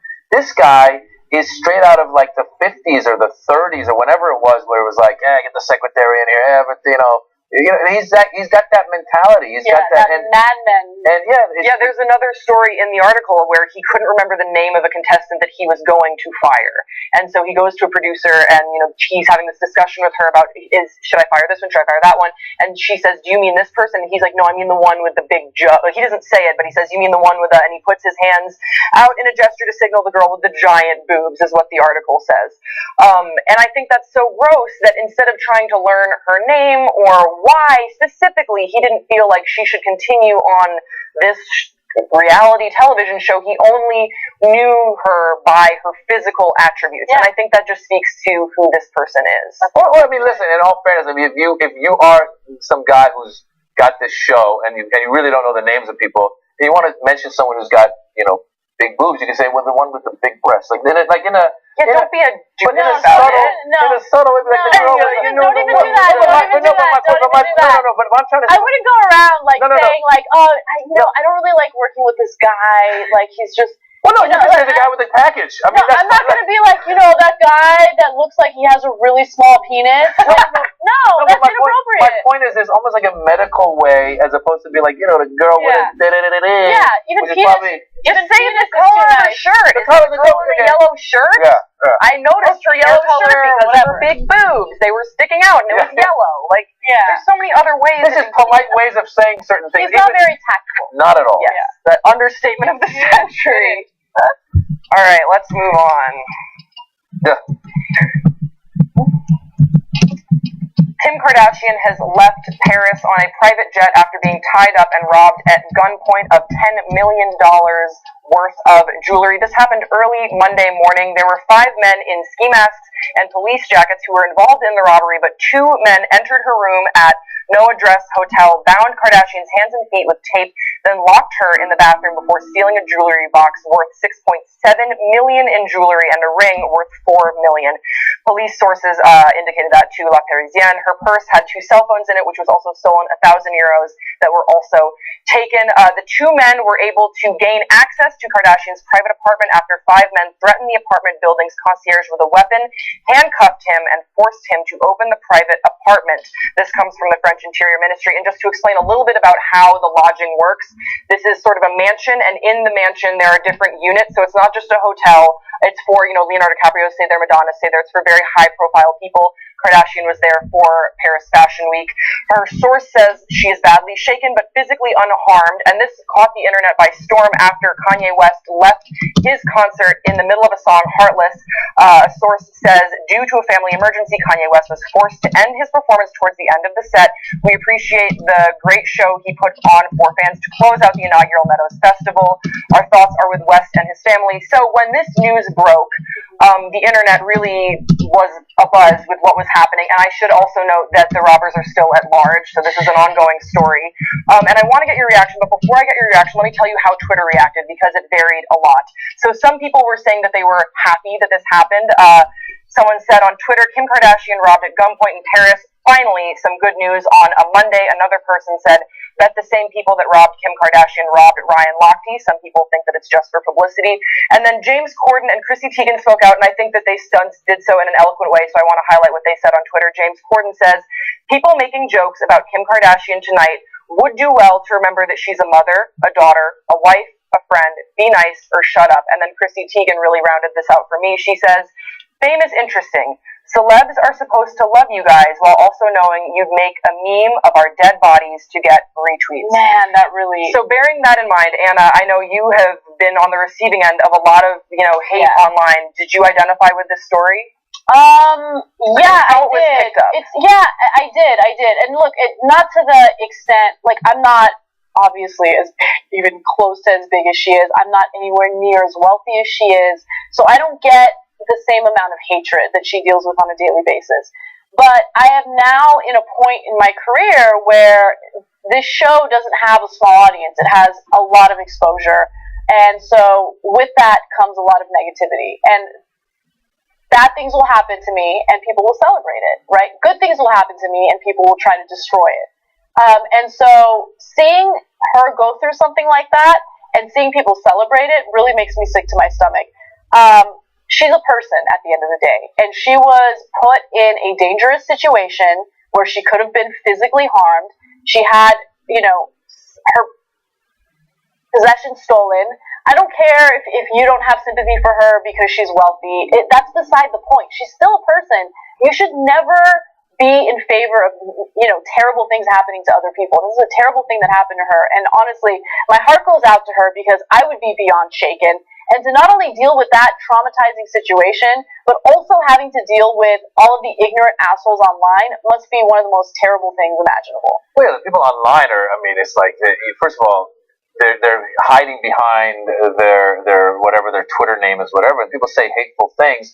And I agree with you. Like, even like when we killed Bin Laden and people were celebrating, I always feel weird celebrating some sort of misfortune that, the death of somebody, or in this case, the robbery of Kim Kardashian. I'm not a fan of the Kardashians at all. The one thing that is interesting to me is, I don't follow the show that much, but for a second, you do go. It does go in your mind of like, was this some kind of a stunt? Because of what it is. I'm going to be honest. So the story broke yesterday, and there were very few details. And when I first read it, I was like, yeah, right. Because the Kardashians are always with a gigantic posse. Yeah. They always have so much security with them. They're probably the safest people in America, right? But, I mean, given how everything went down, how they posed as police officials, how they threatened the worker with weapons, it all kind of makes sense now, and I'm more inclined to believe, what occurred. I don't think this was a publicity stunt. I genuinely think that this happened, and I don't wish anything dangerous or terrible upon anyone, regardless of how much I disagree with them, regardless of how much I hate them. I despise Donald Trump. Despise him. I wouldn't want this to happen to Donald Trump, okay? Yeah. We're humans at the end of the day. We have our disagreements. We might dislike each other because of our beliefs or the way we live our lives, but it doesn't matter. You should never celebrate, someone being put in a situation like that. And to me, this also seems like it was a perfect storm of events. Her security detail was with Kendall that night, and we don't know if maybe he was given the night off. Kim said that she was turning in earlier than her sisters, and this, again, is where many high-profile people have stayed. This facility, or it's sort of a mansion, and their little apartments in there. So some people were calling out the security details, saying that just a week prior, when she had been assaulted on the red carpet by some guy trying to pull a prank on her and kiss her ass, literally, she had said how great her security was, and now it's, where was your security now? I don't think that comes into play here. I also think that it was gross how people were shaming Kanye West when he left the concert. People were saying, oh, fuck this guy, he doesn't care about his fans, oh, I bet it's a family emergency. And then the story broke about Kim Kardashian, and I hope all those people really ate their words, because that's how I heard about the story. I heard about it trending on, I think, Reddit, and people were saying that he left a concert early and what a dick he was, and more ego from Kanye West. And I just feel like I'm not a big fan of the Kardashians. I'm not a big fan of, I don't really watch their show. I don't know. I'm sure they're nice people. It's just not really my cup of tea. But you have to, in situations like this, you have to give people the benefit of the doubt. Why would they need more publicity? Why would they make this up? Why would they be a stunt? I cannot emphasize enough how terrible fame really is, right? And look, they seem to like fame, so that's them. But I can just say from personal experience that it's not a good thing. It's a terrible thing, right? People are cruel, people are terrible, and this year, with the exposure that TYT has gotten, has made me realize, I feel like I've lost a lot of my innocence this year, right? Because I've now seen, like, the ugliest side of humanity, and it's made me super jaded, okay? So fame's not great. I don't want everyone to know me. I want to do my job. I want to be good at my job. I want to make decent money and a decent living doing it. But I don't want to be put in a situation where everyone is nitpicking your every freaking move as if they're perfect, as if they're, these untouchable, amazing people that do everything right in their lives. You know what you're already doing wrong in your life? Going after someone that you don't know and attacking them after they went through something terrible and traumatic. Listen, the problem is, someone who's in the public eye needs some level of fame to do what they do, because you want people to watch you. That's right. But we live in this era now. It used to be these people have always been around, but they used to have to actually take their time to go and write a letter, mail it to you, wait 2 weeks to see if you're going to send a letter back. You know what I'm saying? These people have always been out there. Now it's so easy. So I've learned with a lot of stuff, whatever level of fame you're on, even if you're not famous, people come after you online. So I've learned to just go, you know what, I'm going to ignore these people. And I'm sure that Kim, hopefully, I'm guessing, is not reading these things. And it's like, who are these people? Sometimes it's some kid somewhere, who knows, or somebody who just doesn't agree with you, hates you. That's their problem. They have issues. They're not dealing with their issues. When I hear about this, like, I stay at hotels and I'll put my, put the money in the safe, and I'm always like, do not disturb sign, and I was very careful. There's $10 million worth of stuff in the place, and the fact that there wasn't like some sort of police, you would think that a place like this, DiCaprio and all these people are staying, you would think they said they had one concierge. It does remind me again of a little bit of like, where is the security? Like, well, it is, as they said, it's not listed. There's no address for it, so I think it just says, like, no address hotel. It's this unlisted thing. No one really knows where it is. Aside from people that live in the area. So I think that they thought because of the anonymity that maybe it's safer. I'm not really sure. It just seems like a perfect storm of events where, the security was out doing, being with other wildly famous Kardashians. But that's their security. But you would think the hotel would be like, hey, we got these people staying here. And the fact that the robbers are still at large. Yeah, that really scares me. I just think that we're living in this day and age where we're used to people oversharing, and public figures want to connect with their fans and they want to engage with them. So they'll share very intimate details about their lives, where they're vacationing, when they're going to be gone. Here's my $6 million necklace. Yeah, here's how successful I am, here's how wealthy I am, and you become a target. And I hate to say it, but for anyone who's in the limelight or the public eye, there's a moment where you have to decide, you know what, I don't need to share so much about my life. And by the way, I'm not blaming her for what happened, but I do think that it's important to protect yourself and to not share so much of yourself with your fans. It's just. But their life depends on that. That's what they I know. That's their brand. It's messed up. And these guys must have known what they were doing, because again, if I'm with a bunch of robbers and they go, let's go hit the Kardashians, I'd be like, yo, haven't you watched the show? They're surrounded by security all the time. Yeah. But these guys kind of knew that there was no security at that place, and if they dress up as these cops, they can go in there and do their thing. I wonder if there was inside job. Yeah, someone no, not inside. Like, I don't think anyone from her family. Not from her family, but someone at the hotel. Maybe. Very I don't possible. know. But it'll be interesting to see what developments come out about how this was pulled off, because for five guys to rob perhaps the most famous woman in the world, it's no small task. Yeah. So we'll see what details come out about how this went down. Yep. All right, let's move on.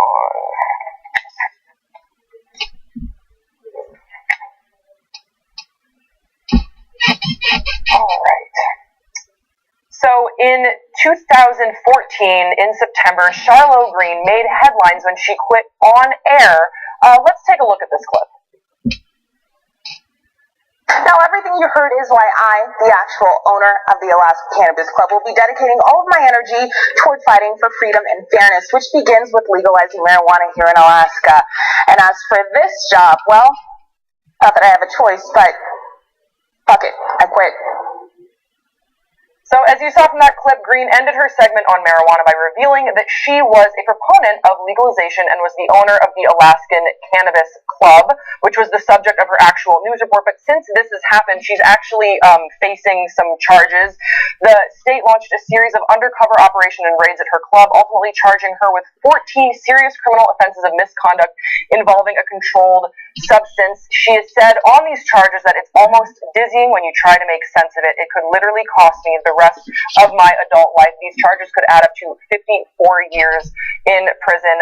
So people who are commenting on this say that it's interesting that the charges against Green, who is black, are particularly alarming given the government's history of disproportionately targeting people of color for minor marijuana offenses with tough-on-crime policies that fueled mass incarceration. So I want to get a reaction from you guys. Do you think that this is worth it, I guess? Because it's worth to note that pot was legalized in Alaska in November of 2014.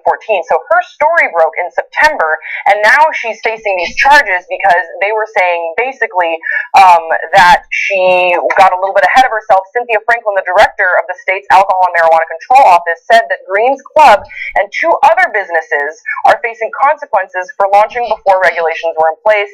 These people got ahead and said, we're not going to wait. So that is the defense that they are saying why they are coming after this woman. To me, it does seem disproportionate. Would you agree? Yeah, 54 years in prison for this? Are you kidding me right now?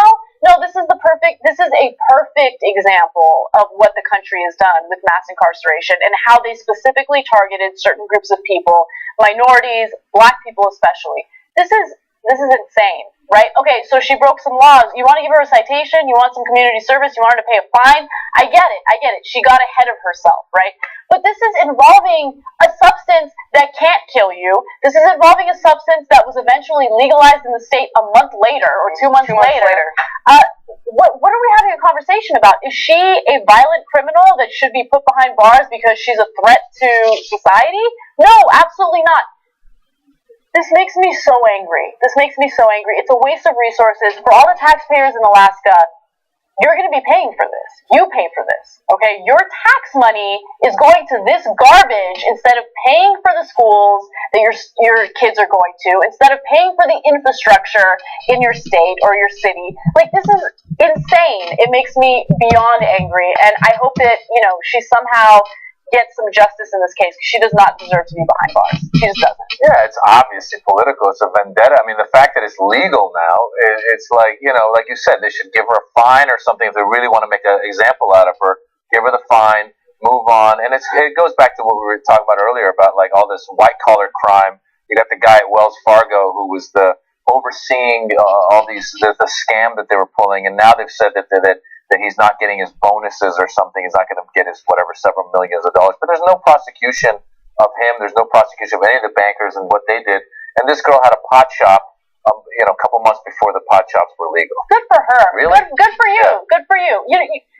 We have an epidemic of heroin addiction in the country right now, and the main reason why is because pharmaceutical companies kept pushing doctors and convincing doctors to overprescribe opioids and prescription painkillers. So they got addicted to that, and then once they didn't have access to those prescriptions anymore, went to the black market and started taking heroin, and people are actually dying because of that. Are we having a discussion about what we're going to do to the pharmaceutical companies? Of course not, because they're people in power, right? They're people who have the money, they're the people who have the ability to do whatever the hell they want without any consequences. We're talking about drugs that actually kill people. And there's no consequences for that. But when it comes to marijuana, which does nothing but give you joy and happiness, we're going to go after her? Really? And another thing that The Guardian pointed out in this is just saying that she went viral for quitting on the air. She went viral. She was able to do a bunch of, publicity for her cause at the time. And now it's really hard for her to get back in the news for her legal troubles. Mm-hmm. And that, I think, just says about the disservice that the media is doing, because it was funny when she said, "Fuck it, I quit" on the air. That was really fun, and that could make headlines. That was great. That led to clicks.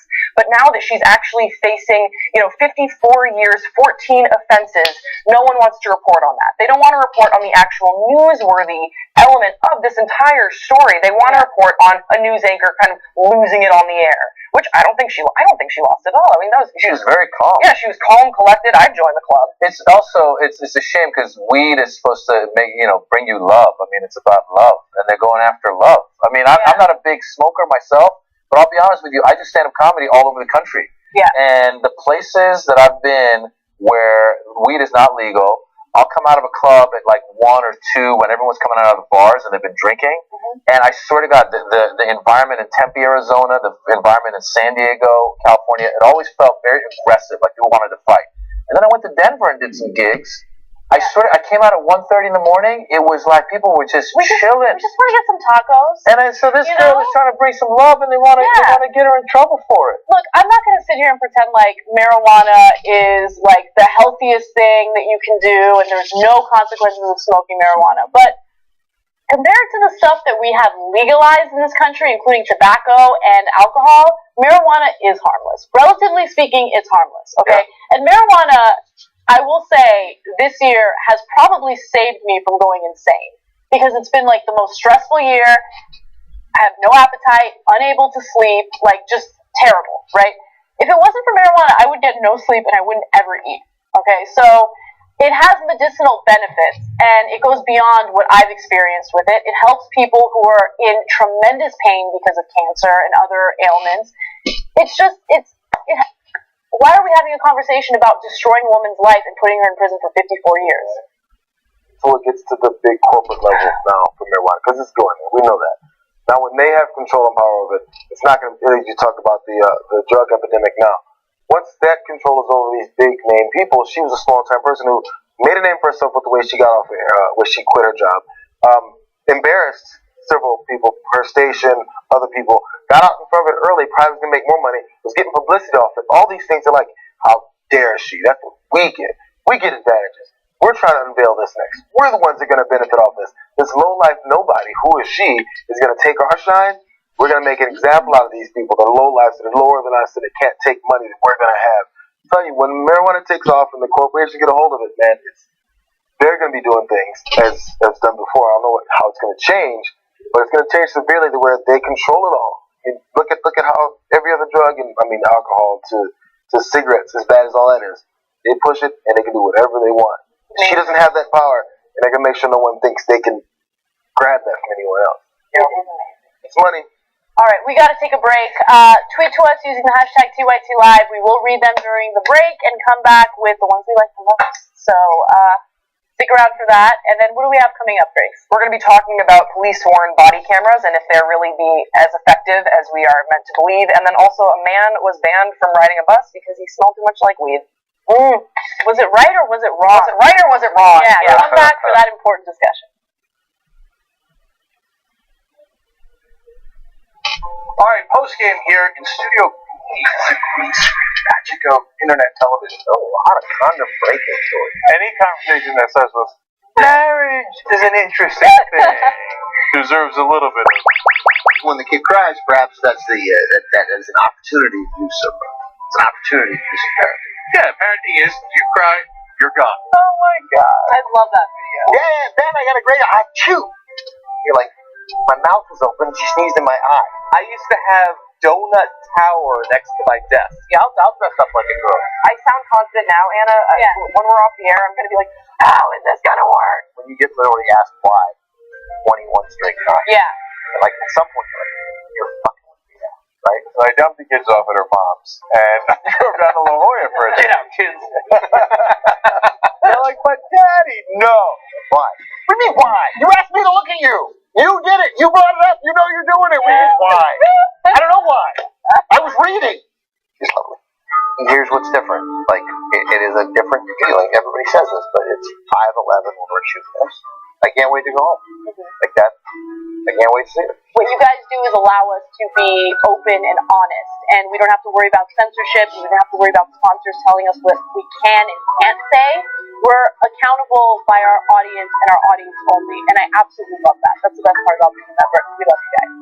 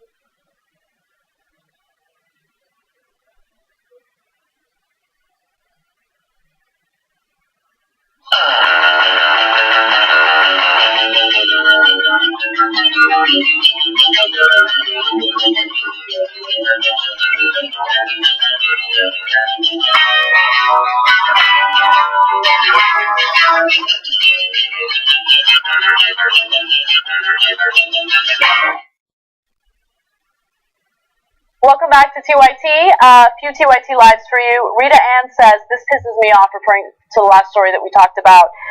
Banks get away with highway robbery while one woman selling legal pot faces a long prison sentence. Like, there's one little thing that I have to correct. So, allegedly for 2 months she was selling pot before it was legal, in the state. But still, I don't care. I don't care. Don't they have like other real drug dealers to go get? I know. It's amazing. She's not, in my eyes, she's not a dangerous criminal. A crime boss. She's gonna be the Nelson Mandela pot. They're gonna throw her in there. We're gonna have to fight these apartheid Nazis. Kimmy Tarity says, why in the actual fuck would you wish that something like that would happen to anyone?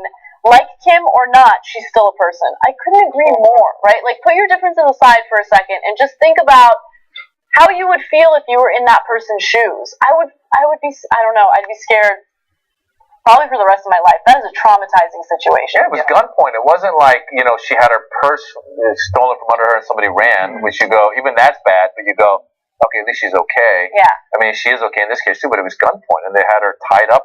That's you shouldn't wish. Yeah, it was premeditated. It was calculated. That's what's really scary. They thought up a plan and it worked, and they're still at large. It's really scary. Okay. All right, sticking with the weed theme. A man in Bremerton, Washington has been banned from riding the bus for 6 months because apparently he smells too much like weed. Matthew Little has been banned, and he spoke with a local news organization to discuss exactly why. Let's take a look at this clip. From time to time, I smell like I just smoked some marijuana? Probably because I just did. Kitsap Transit accused Little of emitting an odor on buses that unreasonably disturbs others. Out of the blue, I'm kicked off your buses for 6 months? How do I get to my doctors? Now, Kitsap Transit, I know, Kitsap Transit has responded, and they say that that Little's odor unreasonably disturbed others, and that its code of conduct allows it to ban passengers who smell of cat urine, human feces, or general bad body odor. And this isn't actually the first violation that has come against Little. In June, he also violated bus riding rules, and he was banned on 4 days. He was violating these rules. Apparently, he opened a hatch on a bus. He started smoking pot in a bus zone, and he was yelling at drivers. And then in September, apparently they have sort of a three strikes you're out policy. He was banned again. This time, he can't even go to bus stops, and he's banned for a full 6 months. Now, does he really have a case because he thinks that he has been wrongfully discriminated against? Well, according to Kenya Johnson, who is a civil rights attorney, she says he does. Classifying the smell of marijuana along with urine and feces seems counterproductive in a place where marijuana is legal. That's right. She said to the Huffington Post. And to justify the ban, the transit company has to show that his smell is interfering with the ability of other passengers to enjoy their ride.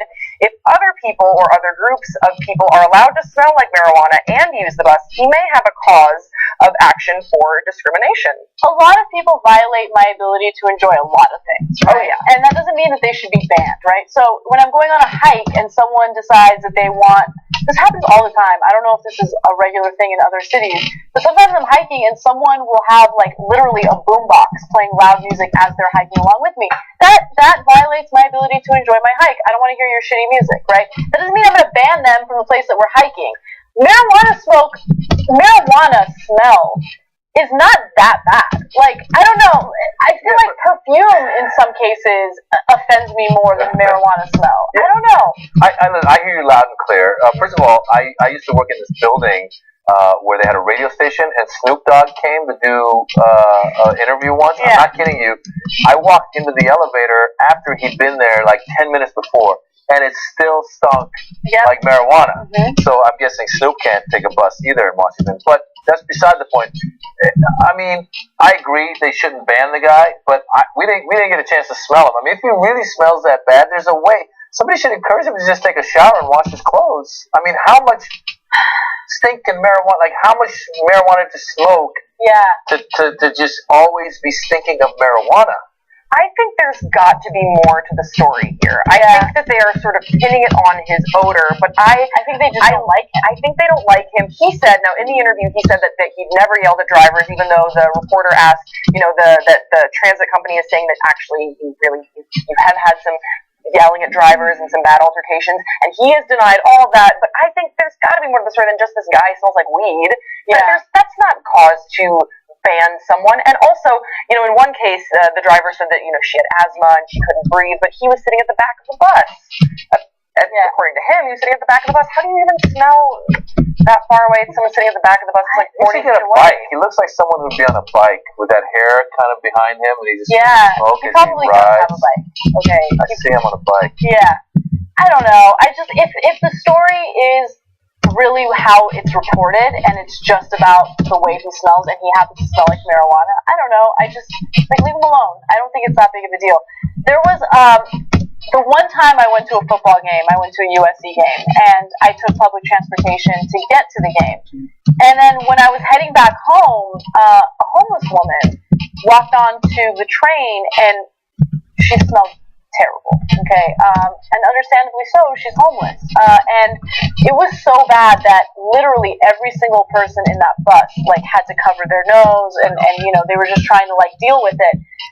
And the thing is, what do you do in a situation like that, right? There was another woman on the bus who started saying disparaging things to her and said, there's public places where you can go and shower and bathe yourself. The woman had a mental illness. She wasn't all there, and it's a tough situation. Look, when you're in public places, you are putting yourself in situations where you will be uncomfortable and where you will not enjoy the experience, okay? New York City trains is an example of that. New York City trains are not pleasant, okay? You have people rubbing up against you, and you're in a crowded, smelly, dirty situation. Are you gonna ban everyone? I don't know. I don't like laws like this because it's very difficult to figure out where you draw that line. I think it sounds like the drivers really had enough, and in that situation, this is their job. If he's making them uncomfortable, maybe because of something that he doesn't want to own up to, and they want to just pin it on their owner for them to do their job, I am sympathetic to that. But again, there's got to be more to the story than this guy's just a huge pothead. And they're like, nah. Yeah, it's gotta suck to be the driver because if the driver's pulling the stop button and getting off, that's the driver's like, you take it, honestly, take the bus. I'm out. Yeah. All right, guys, that does it for our show today. Special thanks to Maz and Maz Jabrani. Check out his upcoming movie, which is released tomorrow. Released tomorrow online. Jimmy Westwood, American Hero. Go to the website. Go on iTunes. Go on Amazon. Get it. Thanks for having me, guys. Thank you. And then Grace Baldridge, lovely as always. Love having you on the show. We will have a members-only post-game. Can you guys stick around for that? Sure. It'll be short. Well, not too short. It'll be good. It'll be good. That's what I mean. And then, vote for us for Show of the Year. We're nominated for a Streamies Award, and it's a pretty big deal. You can vote up to 100 times, and voting actually ends tomorrow, October 4th at 11:59 a.m. Pacific time. So go to tinyurl.com/TYT Streamies and cast your vote. Thanks, guys. Hope you enjoyed the show, and we'll see you tomorrow.